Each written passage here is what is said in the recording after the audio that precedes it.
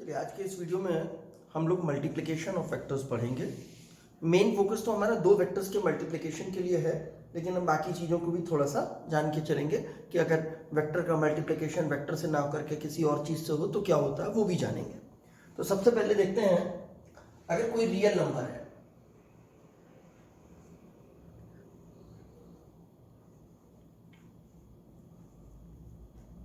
उसको हम किसी वेक्टर से मल्टीप्लाई कर देते हैं तो हमें क्या मिलेगा? हमें वेक्टर ही मिलेगा।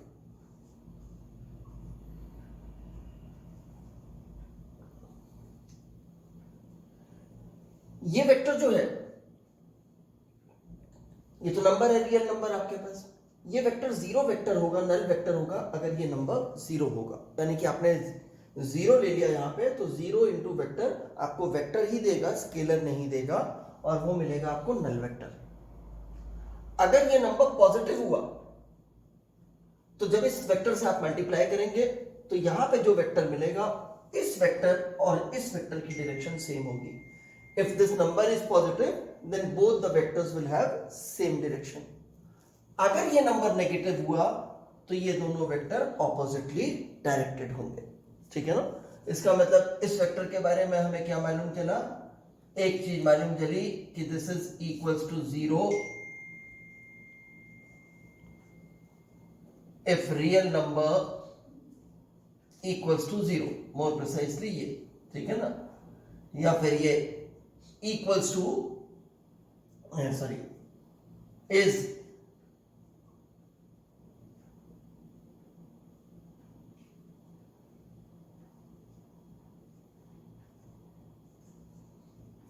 in the direction of the other vector,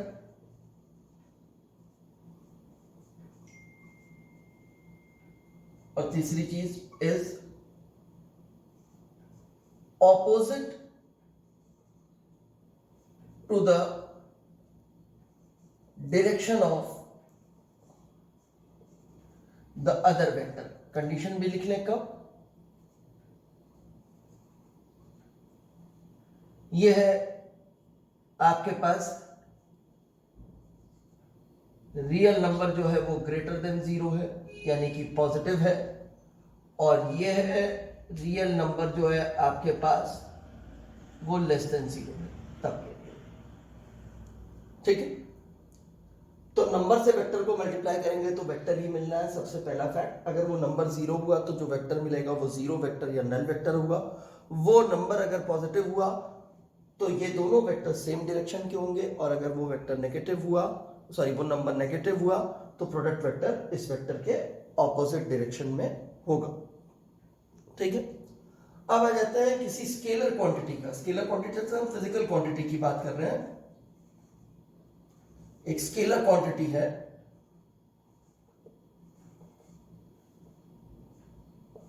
उससे हम किसी वेक्टर को मल्टीप्लाई करेंगे तो हमें क्या मिलेगा? स्केलर क्वांटिटी और वेक्टर क्वांटिटी का मल्टीप्लिकेशन भी हमेशा वेक्टर ही होगा।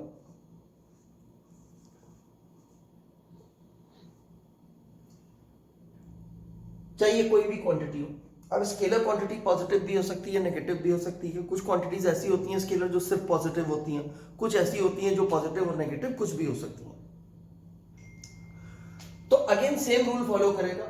अगर आपकी स्केलर क्वांटिटी पॉजिटिव हुई तो ये दोनों वेक्टर सेम डायरेक्शन के होंगे। अगर ये स्केलर क्वांटिटी नेगेटिव हुई तो ये दोनों वेक्टर्स ऑपोजिट डायरेक्शन के होंगे। ठीक है? जैसे for example mass scalar quantity है, एक्सेलरेशन इससे हमें मिलता है फोर्स।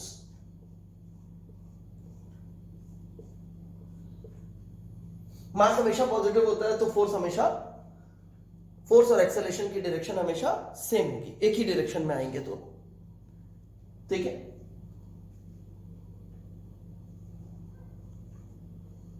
चार्ज स्केलर क्वांटिटी,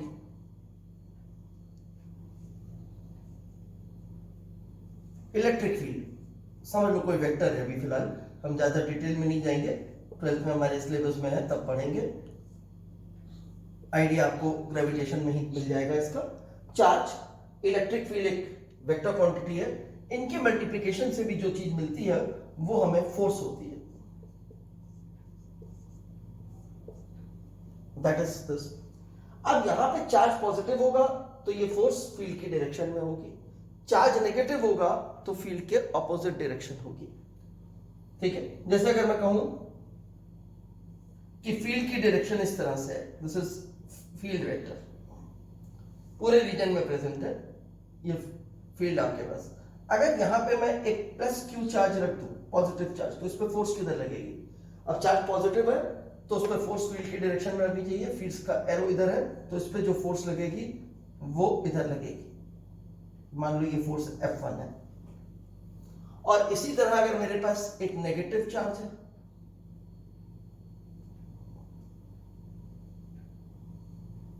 ये भी इसी फील्ड में प्रेजेंट है, तो इस पे फोर्स किधर लगेगी? इस पे फोर्स इधर लगेगी, opposite to the direction of the field, ठीक है। तो स्केलर क्वांटिटी और वेक्टर क्वांटिटी के मल्टीप्लिकेशन में जो रिजल्ट आएगा वो हमेशा वेक्टर ही होगा।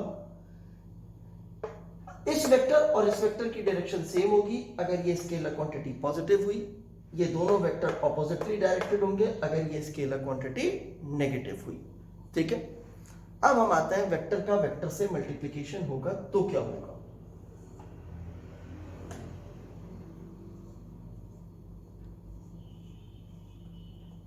वेक्टर के वेक्टर से मल्टीप्लिकेशन से वेक्टर भी मिल सकता है और स्केलर भी मिल सकता है।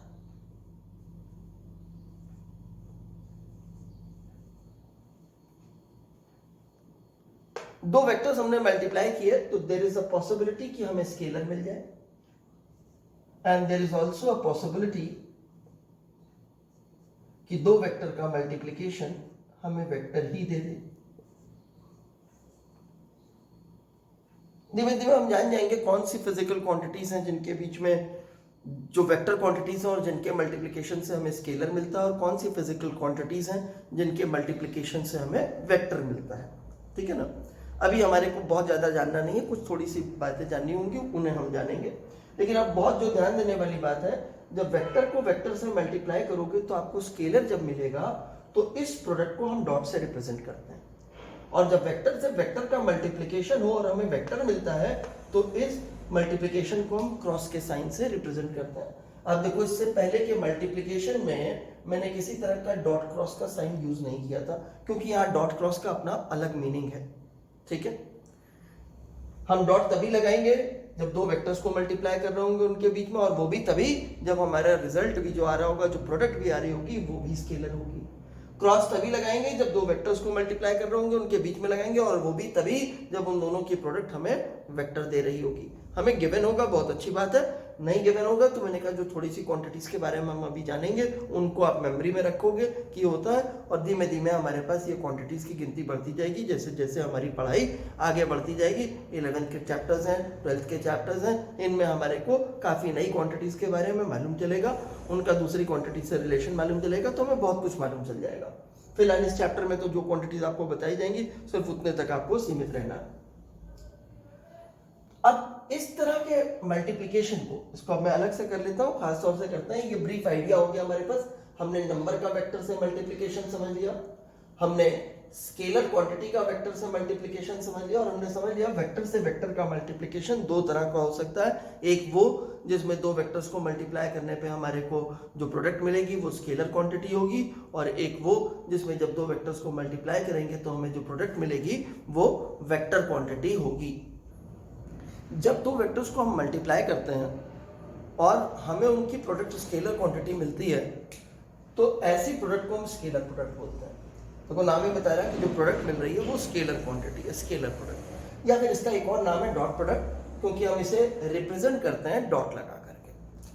अगर हम वेक्टर ए और वेक्टर बी के बीच में डॉट प्रोडक्ट कर रहे हैं तो इसके लिए हमारे पास बेसिक फॉर्मूला है ए का मैग्नीट्यूड इंटू बी का magnitude into cos theta.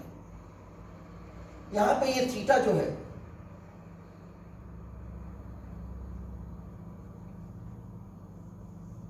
Angle है between vector A and vector B. ये ए का मैग्नीट्यूड हो गया, ये बी का मैग्नीट्यूड हो गया, और थीटा क्या हो गया, ए और बी के बीच का एंगल हो गया। इसका मतलब है अगर ए वेक्टर ये है, बी वेक्टर ये है, तो हम इस एंगल को थीटा कह रहे हैं। अगर ए वेक्टर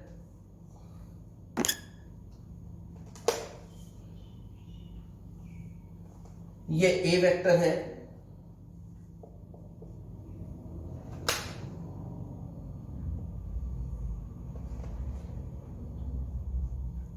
ये बी वेक्टर है, तो इनके बीच में जो एंगल आया वो ये वाला हुआ एंगल, इस थीटा को प्लेस करना है। ठीक है, इसको हम कई तरीकों से और लिखते हैं और उनका मीनिंग समझते हैं। क्या लिखने का मतलब, अरेंजमेंट बदल देंगे, रहना तो यही है फॉर्मूला, सिर्फ आगे पीछे करके चीजों को लिखेंगे। एक तरीका है हमारे पास लिखने का कि हम ऐसे लिख देते हैं, vector A dot vector b equals to a cos theta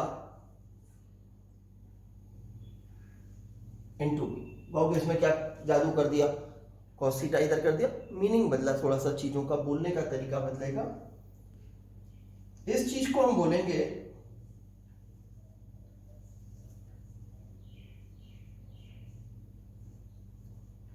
component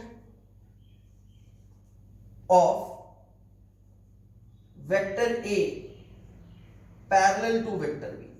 अब कंपोनेंट क्या होता है वो हम थोड़ा आगे इसी चैप्टर में पढ़ेंगे, रिजोल्यूशन पढ़ेंगे तो उसमें समझेंगे। अभी आप सिर्फ इसका इतना मीनिंग समझेंगे कि ए cos थीटा का मतलब हो गया ए का कंपोनेंट बी की डायरेक्शन में, जहां पे थीटा क्या है, एंगल है ए और बी के बीच में। या फिर इसी चीज को हम ऐसे भी लिख सकते हैं कि हमने लिखा vector A dot vector b equals to a into b cos theta.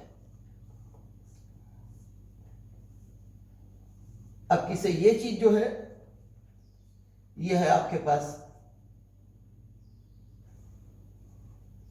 Component of vector B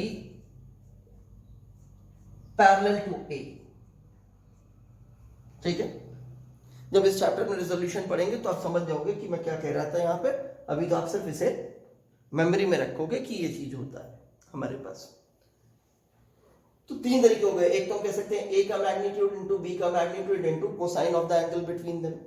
दूसरा हम क्या कह सकते हैं, ए dot b equals to a का कंपोनेंट बी की डायरेक्शन में या parallel to b into B का मैग्नीट्यूड। या फिर हम कह सकते हैं ए का magnitude into component of b parallel to a vector. ठीक है ना, ये तरीके हो गए हमारे पास लिखने के इसे। तो हम इस तरह से इसे लिख सकते हैं। अब हम इसकी कुछ प्रॉपर्टीज समझते हैं। पहले तो इंपॉर्टेंट प्रॉपर्टीज स्केलर प्रोडक्ट की। सबसे पहली प्रॉपर्टी जो है कि ये कॉम्यूटेटिव होता है। स्केलर प्रोडक्ट क्या होता है, इट इज कॉम्यूटेटिव। अब कॉम्यूटेटिव होने का मतलब तो पीछे से आपको मालूम ही होना चाहिए, लेकिन फिर भी मैं क्लियर कर देता हूं, ऑर्डर नहीं मैटर करेगा। आप ए डॉट बी कर लीजिए, वेक्टर ए डॉट वेक्टर बी, या vector b dot vector a कर लीजिए, it hardly makes any difference, दोनों चीजें इक्वली आएंगी आपके पास। ठीक है, तो सबसे पहली चीज हो गई कि स्केलर प्रोडक्ट कॉम्यूटेटिव होता है। दूसरी चीज है स्केलर प्रोडक्ट डिस्ट्रीब्यूटिव होता है। दूसरी प्रॉपर्टी क्या हो गई हमारे पास, इट इज डिस्ट्रीब्यूटेड।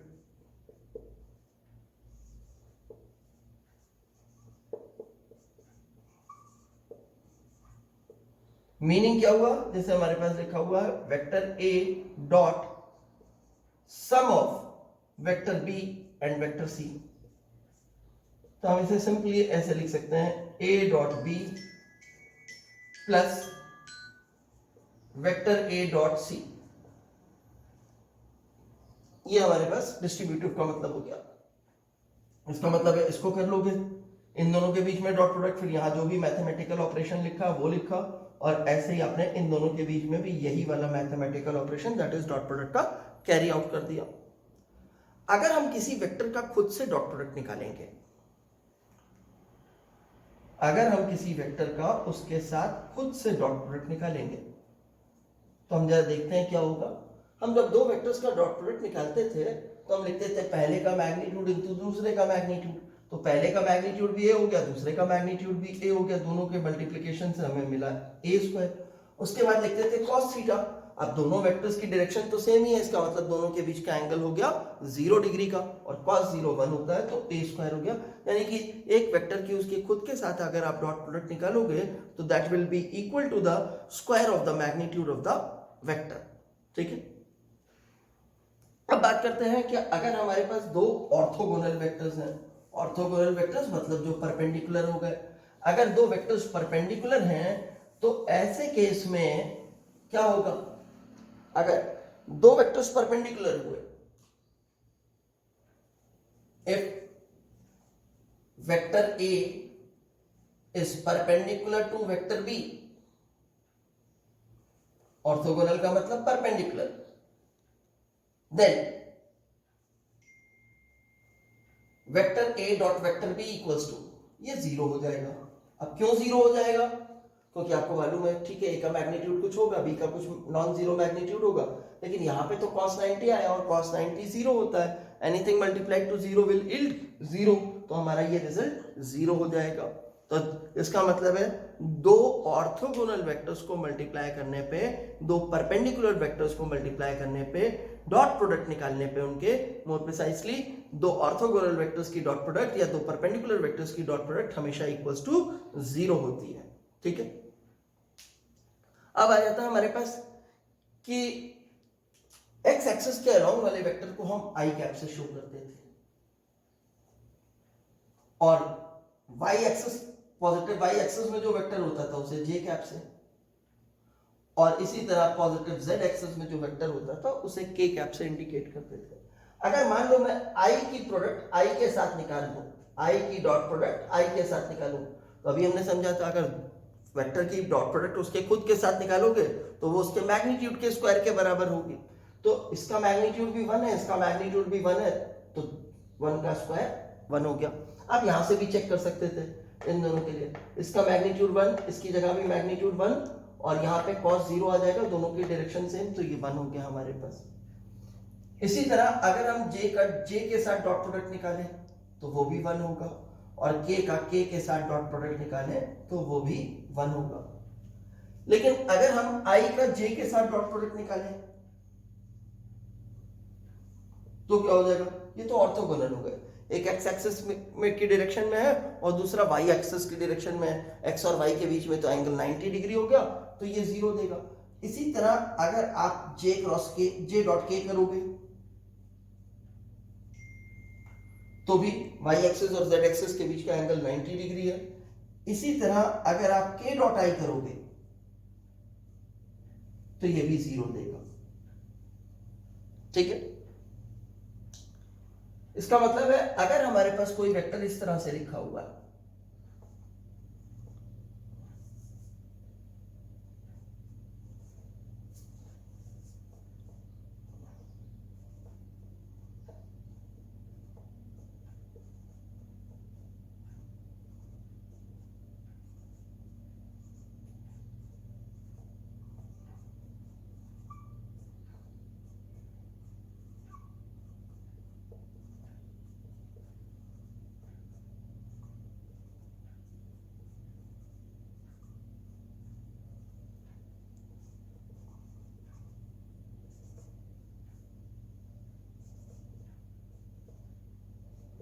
और हमें इनकी डॉट प्रोडक्ट निकालनी है, यानी कि वेक्टर ए भी आई कैप जे कैप के कैप के टर्म में एक्सप्रेस्ड है, वेक्टर बी भी आई कैप जे कैप के कैप के टर्म में एक्सप्रेस्ड है, और हम इनकी डॉट प्रोडक्ट निकालना चाहते हैं। तो अब जैसे मल्टीप्लाई करते थे आप अलजेब्रा में, वैसे ही करोगे, इन दोनों चीजों का मल्टीप्लिकेशन लिखोगे, यानी कि आप ऐसे लिखोगे ए एक्स आई कैप प्लस ए वाई जे कैप प्लस ए जेड के कैप डॉट बी एक्स आई कैप प्लस बी वाई जे कैप प्लस बी जेड के कैप। अब आप मल्टीप्लिकेशन करोगे तो इसको इससे करोगे पहले, फिर इसी टर्म को इससे करोगे, फिर इसी टर्म को इससे करोगे। लेकिन अगर आप देखो इसका मल्टीप्लिकेशन जब इससे करोगे तो i और j इन दो वेक्टर्स के बीच का जो एंगल होगा वो 90 डिग्री हो जाएगा, वो तो जीरो देगा। ऐसे ही i कैप वाले का k कैप के साथ भी 90 देगा। नॉन जीरो कब मिल रहा है? जब i कैप वाला i कैप से मल्टीप्लाई हो रहा है। सिमिलरली जब j कैप वाला सिर्फ j कैप वाले से मल्टीप्लाई होगा तभी नॉन जीरो मिलेगा, और ऐसे ही k कैप वाला जब k कैप के साथ मल्टीप्लाई होगा तभी नॉन जीरो मिलेगा आपको, बाकी तो जीरो हो जाएंगे। तो इसका मतलब है इसको हम लिख सकते हैं अब a dot b equals to ax bx, i cap वाले मल्टीप्लाई कर दिए हमने। आप यहां से चेक कर सकते हो, इसका मल्टीप्लिकेशन कर रहे थे तो पहले का मैग्नीट्यूड ax हो गया। सिर्फ इतनी चीज को देखिएगा, जैसे आप इस चीज को इससे मल्टीप्लाई कर रहे हैं तो दो वेक्टर, एक axi कैप हो गया, एक bxi कैप हो गया। तो इसकी जगह मैग्नीट्यूड आ गया ax, इसकी जगह आ गया आपके पास bx, और दोनों के बीच का एंगल दोनों i कैप में है, इसका मतलब जीरो हो गया, cos 0 1 हो गया, तो ax इंटू bx। सिमिलरली आपको जब इसका इससे मल्टीप्लाई करोगे j कैप वाले का j कैप वाले के साथ तो आपको मिल जाएगा ay by, और सिमिलरली जब आप k कैप वाले टर्म को मल्टीप्लाई करोगे तो आपको मिल जाएगा az bz। यानी कि बड़ा आसान सा है कि वेक्टर अगर आपके पास दो हैं और वो i cap j cap k cap के टर्म में एक्सप्रेस्ड हैं तो उनमें जो उनके i के कोएफिशिएंट्स हैं उनको मल्टीप्लाई कर लीजिए, उनके जो j के कोएफिशिएंट्स हैं उनको मल्टीप्लाई कर लीजिए, उनमें जो k कैप के कोएफिशिएंट्स हैं उनको मल्टीप्लाई कर लीजिए। और इसके बाद आप क्या कीजिए, जो मल्टीप्लिकेशन i कैप के कोएफिशिएंट्स का मिला था उसमें प्लस कीजिए, जो आपको j कैप के कोएफिशिएंट्स की प्रोडक्ट मिली थी और उसमें ऐड कीजिए जो आपको k कैप के कोएफिशिएंट्स की प्रोडक्ट मिली थी। दैट इज दिस, ये है product of coefficients of i cap, ये product of coefficients of j cap, ये products of coefficient of k cap. और आपने तीनों को मल्टीप्लाई करने के बाद इस तरह से तीनों ऑब्टेन करने के बाद इन्हें ऐड कर देना है। जैसे फॉर एग्जांपल मान लीजिए मैं लिख लेता हूं एक vector a equals to 3i cap plus 4j cap plus 6k cap.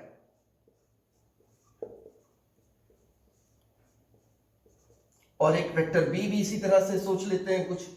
तो मान लो वेक्टर जो है b वो है -2i cap plus 3j cap plus k cap, और हमें a डॉट b निकालना है, vector a dot vector b। तो i कैप के कोफिशिएंट मल्टीप्लाई करो, इसमें 3 है, इसमें -2 है, दोनों का मल्टीप्लिकेशन हो गया -6। अब j कैप वाले करो तो +12 आ गया, और अब k कैप वाले करो तो आपके पास +6 आ गया। इसको सिंप्लीफाई कर दिया जाए, vector a dot vector b equals to, ये 6 कैंसिल हो जाएगा, एक प्लस में एक माइनस में 12 आंसर आ गया हमारे पास। देखो बच्चे अक्सर गलती करते हैं, डॉट डॉट निकालते हैं उसके बाद भी i cap j cap k cap लिखना छोड़ते नहीं है। आप देख लो कोई i cap j cap k cap इसमें नहीं आएगा, ये सिर्फ नंबर्स के रूप में आएगा। यूनिट्स लिखे होंगे तो वो यूनिट्स मल्टीप्लाई कर दोगे आप, अगर यूनिट्स लिखे होंगे तो उनको आप मल्टीप्लाई करोगे, ठीक है। अब हमें एक अच्छी चीज यहां पे मालूम चली कि अगर दो वेक्टर्स हैं हमारे पास जो i cap j cap k cap के टर्म में एक्सप्रेस्ड है, तो उनको मल्टीप्लाई करने के लिए हमें उनके बीच में थीटा कितना था उसकी जरूरत नहीं पड़ रही है। हमने बिना ये जाने कि इनके बीच में एंगल कितना है, इसे हमें फाइंड आउट करने की जरूरत नहीं पड़ी। बिना ये फाइंड आउट किए कि इनके बीच में एंगल कितना है, हमने इनकी डॉट प्रोडक्ट निकाल ली, क्योंकि इनकी डॉट प्रोडक्ट तो इस तरह से दी जाती है, ठीक है।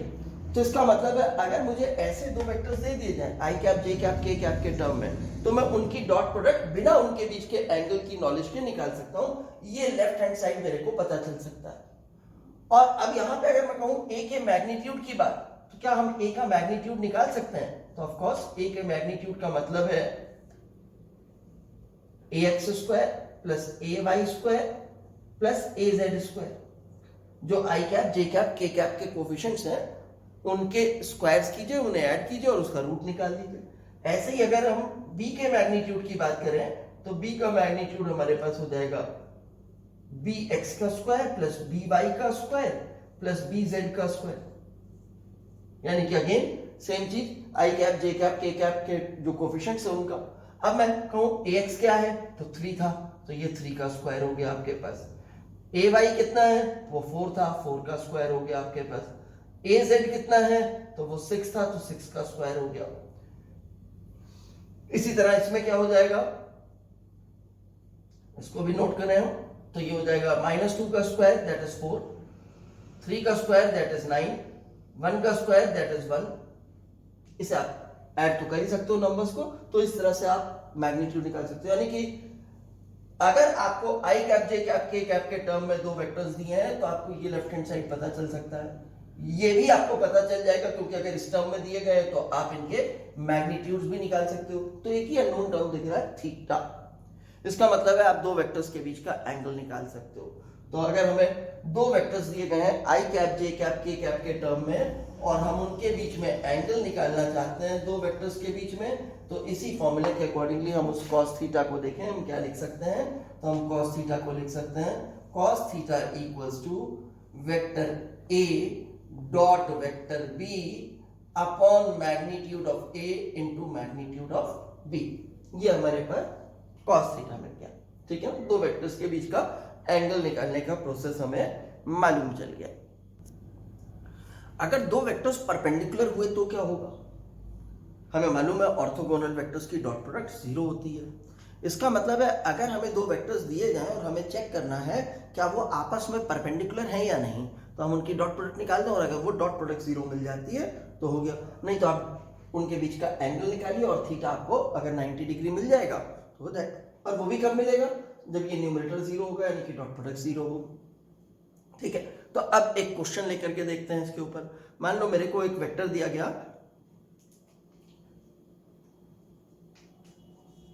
Vector A 2i cap plus j cap plus 2k cap, ये एक वेक्टर दिया गया।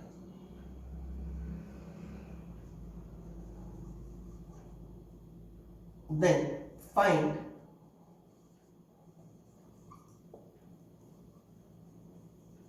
The angle between vector A and x axis कह दिया इसने, कह रहा है एक्स एक्सिस और वेक्टर A के बीच का एंगल निकाल दो कितना है।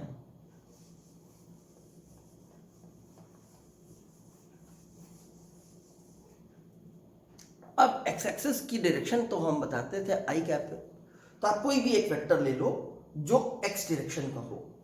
ठीक है ना, let us take any vector which is in x direction. उसे आप चाहो तो आई कैप ले लो, यानी कि 1 आई कैप भी एक यूनिट वेक्टर हो गया एक्स डायरेक्शन में। आप चाहो तो 2 आई कैप ले लो, आप ले लो तो 10 आई कैप ले लो, कोई भी ले लो। ठीक है ना, कन्वीनियंस होगी, सबसे छोटा नंबर लेकर के चलेंगे, आई कैप वाला कन्वीनियंस होगी। तो अब हम क्या करते हैं, हमने इसके सॉल्यूशन के लिए लिखा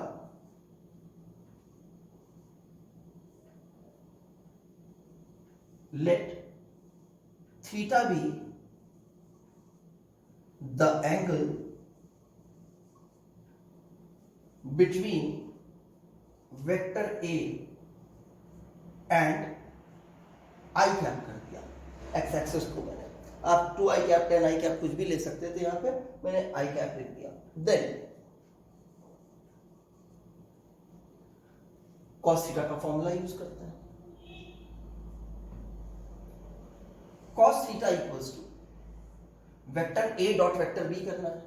वेक्टर A क्या है मेरे पास, अभी तो एक बार वेक्टर A लिख लेता हूं, एक वेक्टर A है और डॉट दूसरा मैंने जो वेक्टर चूज किया वो आई कैप है। नीचे A का मैग्नीट्यूड और आई कैप का मैग्नीट्यूड का प्रोडक्ट है। तो चलिए देखते हैं क्या आता है। अब इस वेक्टर को अगर आप आई कैप से मल्टीप्लाई करोगे तो आपको मालूम है सिर्फ आई और आई का ही आई कैप वाले कोफिशिएंट जो है उनको मल्टीप्लाई करना है, क्योंकि जे कैप और आई कैप वाला 0 देगा, के कैप और आई कैप वाला 0 देगा। तो आपको जो चीज करनी है वो आपके पास है 2 आई कैप प्लस जे कैप प्लस 2 के cap dot I cap upon इसका मैग्नीट्यूड देखें कितना आता है, 2 का स्क्वायर 4 प्लस 1 का स्क्वायर 1 प्लस 2 का स्क्वायर 4, और इसका मैग्नीट्यूड तो 1 है ही हमारे पास, तो ये 1 हो गया हमारे पास। यहां पे आ गया 2 और नीचे ये हो गया आपके पास 9 रूट के अंदर, रूट के बाहर निकाला 3 हो गया, तो आपको मेरा theta equals to cos inverse 2/3। ऐसे ही अगर मुझे वाई एक्सिस के बीच में पूछ रहा होता तो मैं क्या करता, यहाँ पे जे कैप ले लेता। ऐसे ही पूछ रहा होता कि वेक्टर जेड एक्सिस के साथ एंगल कितना बना रहा होता तो के कैप ले लेता। जल्दी से एक बार वो भी लिख लेते हैं। सपोज अब मैं ऐसा कह लेता हूँ 3 निकालने, तो मैं कह लेता हूँ या अलग से कर लेते हैं अब सेम चीज को।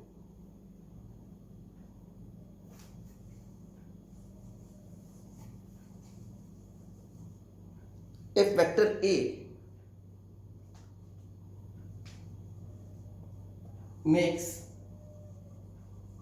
angle alpha comma beta and gamma respectively with x-axis comma y-axis and z-axis, then यानी कि ये वेक्टर एक्स एक्सिस के साथ जो है जो एंगल बना रहा है वो एंगल हो गया अल्फा, वाई एक्सिस के साथ जो बना रहा है बीटा, और जेड एक्सिस के साथ जो बना रहा है गामा। तो ये तो कॉस अल्फा हो गया अब आपके पास, ठीक है। कॉस अल्फा आ गया आपके पास 2/3। इसी तरह कॉस बीटा निकाल के देखता हूं। अल्फा लिखना होगा तो आप कॉस इनवर्स 2/3 लिख दोगे। अब डायरेक्ट लिखूंगा, ये चीज नहीं लिखूंगा। अब मुझे मालूम है जे वाले को जे से मल्टीप्लाई करना है तो इसमें भी 1j और वाई के लिए भी आप 1j ही लोगे, तो 1 आ गया आपके पास ऊपर। और डिनोमिनेटर तो अभी भी ये 1 ही है और ये तो वेक्टर ए का ही मैग्नीट्यूड है, यानी कि 3 आएगा, 1/3 आ गया। इसी तरह कॉस गामा निकालू तो जेड एक्सिस के साथ लेना है, तो जेड एक्सिस के लिए यूनिट वेक्टर हो गया आपके पास के कैप, इसका के कैप के साथ डॉट प्रोडक्ट निकालो वो 2 आ गया आपके पास, और नीचे तो सेम ही रिजल्ट आ रहा है आपके पास 3। अच्छा, इन तीनों के स्क्वायर करके अगर मैं ऐड कर दूं तो देखूं क्या आता है। Cos square alpha plus cos square beta plus cos square gamma equals to, इसका स्क्वायर किया 4/9 सॉरी, प्लस 1/9 प्लस 4/9, 4 4 8 1 9 9/9 1।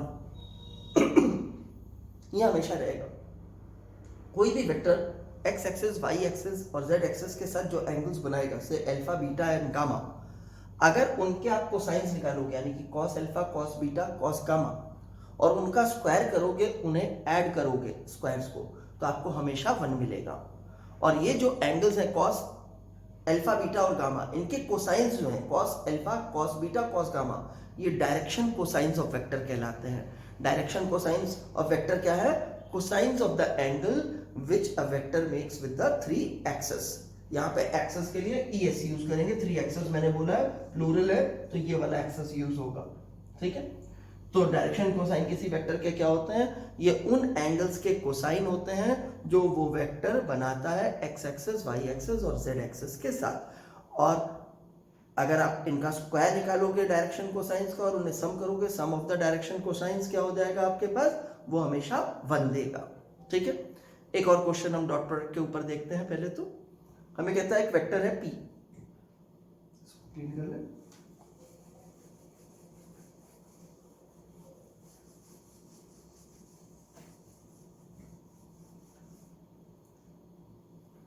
एक वेक्टर है P,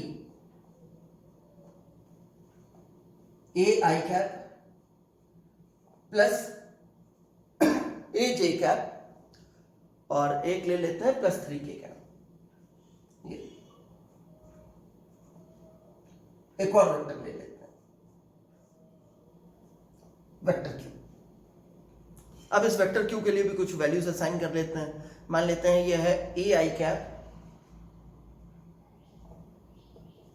-2j cap -k cap, ठीक है। 2 वेक्टर्स ले लिए। मुझे कह रहा है if vector P and vector Q are perpendicular to each other, then find the positive value of A.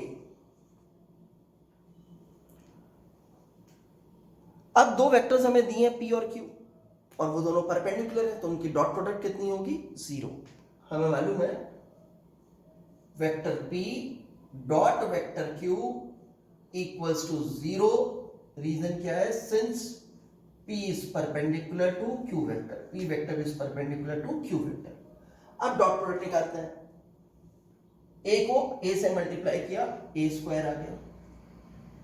A को -2 से मल्टीप्लाई किया, -2 आ गया। 3 को -1 से मल्टीप्लाई किया, -3 आ गया। ठीक है, I कैप के कोफिशिएंट्स मल्टीप्लाई किए, फिर J कैप के कोफिशिएंट्स मल्टीप्लाई किए, फिर K कैप के कोफिशिएंट्स मल्टीप्लाई किए, उन्हें सम अप किया, तो ये हमारे पास डॉट प्रोडक्ट होती थी। ये आ गया। अब इसे हम चाहे तो लिख सकते हैं A square plus A -3A -3 equals to 0। ये -2A को मैंने A -3A लिख दिया। अब इन दोनों में A कॉमन हो जाएगा, इसकी जगह बचेगा A और इसकी जगह बचेगा +1। इन दोनों में -3 कॉमन हो जाएगा, A +1। अब इस टर्म और इस टर्म में A +1 कॉमन हो जाएगा,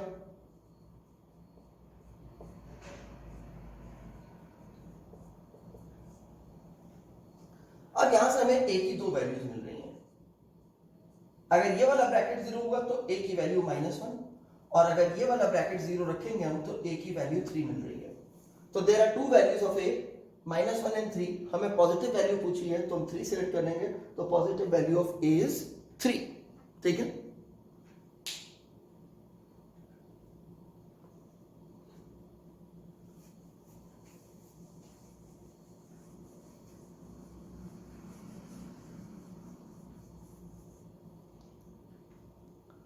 अब देखिए फिजिकल क्वांटिटी ऑफ वर्क,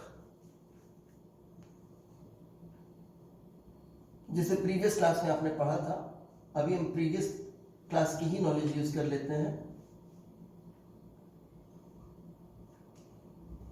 अगर फोर्स कांस्टेंट है तो ऐसे केस में उसने जो फोर्स ने वर्क डन किया है W, that is given as the dot product of the force and the displacement.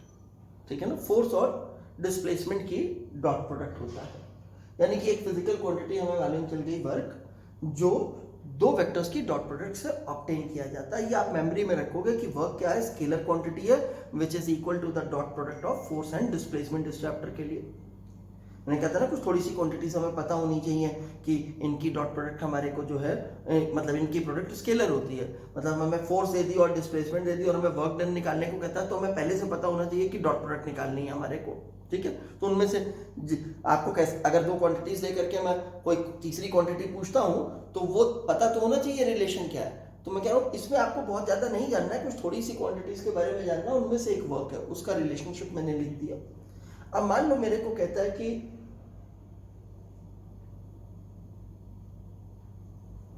a force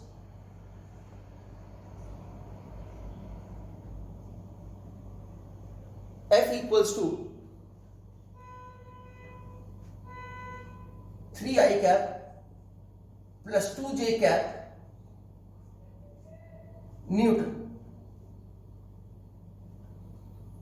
displaces a point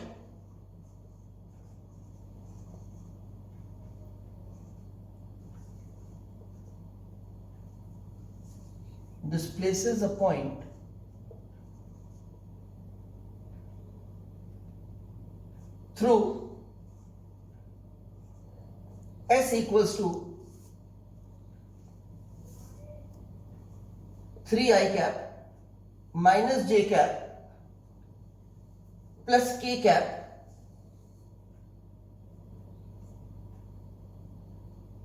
three I cap minus J cap plus K cap meter. Find the work done by the force. Find the work done by the force. तो चलिए देखते हैं ये work done कैसे निकलेगा। अब हमें ये तो मालूम ही है वर्क डन फोर्स और डिस्प्लेसमेंट की डॉट प्रोडक्ट है, तो हमें डॉट प्रोडक्ट निकालनी है, भी बड़ा आसान सा काम है। 3 × 3 आई कैप और आई कैप के कोफिशिएंट्स मल्टीप्लाई किए 9 आ गया। 2 × -1 जे कैप और जे कैप के कोफिशिएंट्स मल्टीप्लाई कर रहे हैं, -2 आ गया।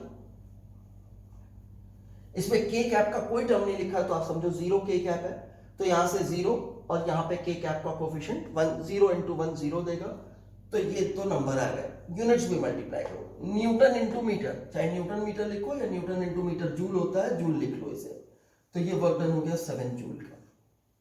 तो इस फोर्स ने जो वर्क डन किया है वो 7 जूल का किया है। एक और देखते हैं क्वेश्चन।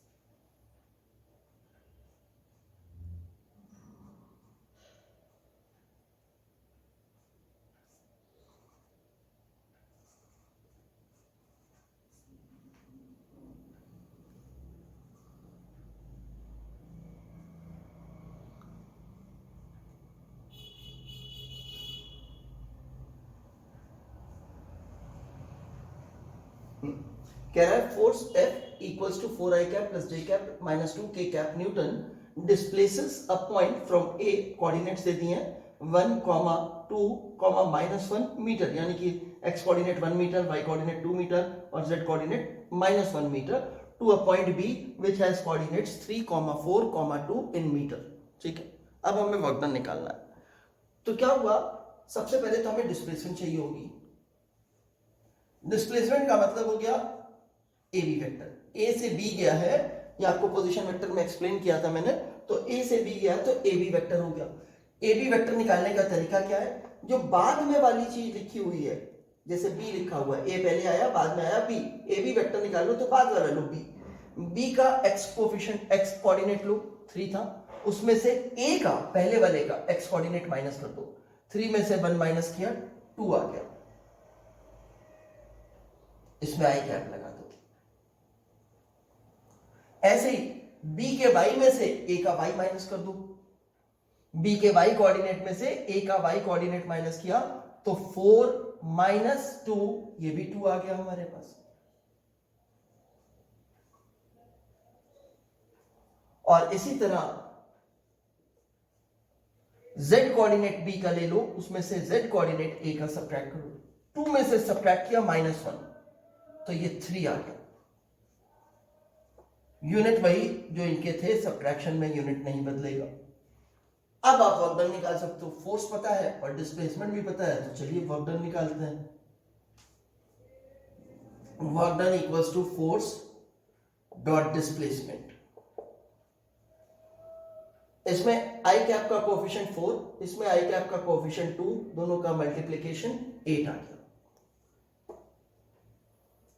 इसमें जे कैप का कोएफिशिएंट 1, इसमें जे कैप का कोएफिशिएंट 2, दोनों का मल्टीप्लिकेशन कर रहे हैं हम, 2 आ गया, वो 2 इसमें ऐड हो गया। इसमें के कैप का कोएफिशिएंट -2, इसमें के कैप का कोएफिशिएंट 3, दोनों को मल्टीप्लाई किया -6 आ गया। इसका यूनिट न्यूटन, इसका unit metre, newton into metre किया, जूल बन गया। इसका मतलब वर्क डन इक्वल्स टू 8 + 2 10, 10 से 6 माइनस हुआ 4 जूल, इसका वर्क डन 4 जूल हो गया। ठीक है, इसी तरह जैसे हमने एक वर्क के लिए जान लिया, एक क्वांटिटी और जान लो, पावर।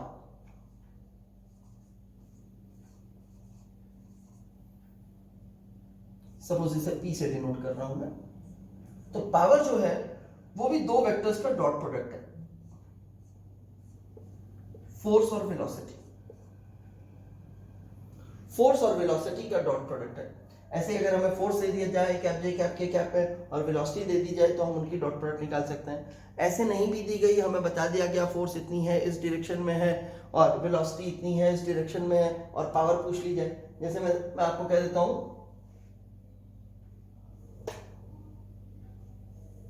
कि आपको फोर्स की वैल्यू दे दी मैंने 20 न्यूटन ईस्ट और मैंने आपको वेलोसिटी की वैल्यू भी दे दी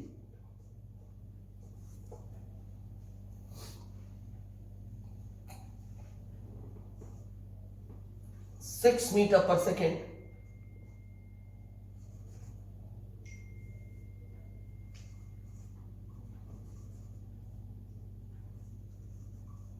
नॉर्थ ईस्ट, और आपसे कहा पावर निकाल दो आप, इस चीज को फाइंड आउट करने को कहा। अब देखो फोर्स तो हो गई, ऐसे डायरेक्शन समझ लेते हैं,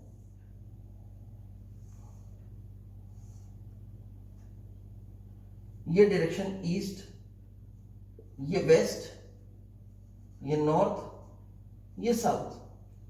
तो हमारी फोर्स जो है वो तो इस डायरेक्शन में प्रेजेंट है, ऐसे ईस्ट में 20 न्यूटन की, और जो वेलोसिटी है वो नॉर्थ ईस्ट में है। नॉर्थ ईस्ट लिखा हुआ है तो इसका मतलब है इस नॉर्थ और ईस्ट की डायरेक्शन के एंगल को बाइसेक्ट करते हुए जाने वाली, यानी कि ये 45 डिग्री और ये भी 45 डिग्री, तो ये डायरेक्शन नॉर्थ ईस्ट डायरेक्शन होती है। तो यहां से नॉर्थ ईस्ट में आपके पास वेलोसिटी है, कितनी है वो वेलोसिटी? वो वेलोसिटी है 6 मीटर पर सेकेंड की आपके पास। अब ईस्ट और नॉर्थ ईस्ट के बीच का एंगल कितना है? 45 डिग्री, वही एंगल हो गया फोर्स और इसके बीच का। अब हमें डॉट प्रोडक्ट निकालनी है, तो डॉट प्रोडक्ट के लिए हमें मालूम है पहले का मैग्नीट्यूड इनटू दूसरे का magnitude into cosine of the angle between them.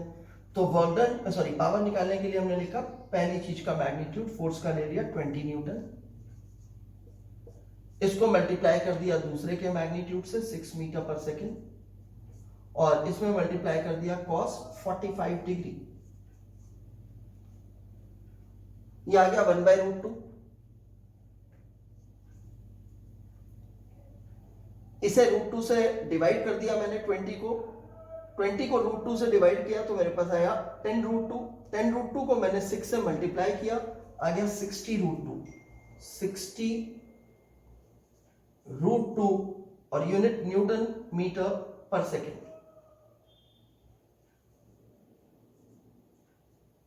Newton metre joule हो गया, तो ये जूल पर सेकेंड हो गया, जिसे आप वॉट भी कह सकते हो, यानी कि 60√2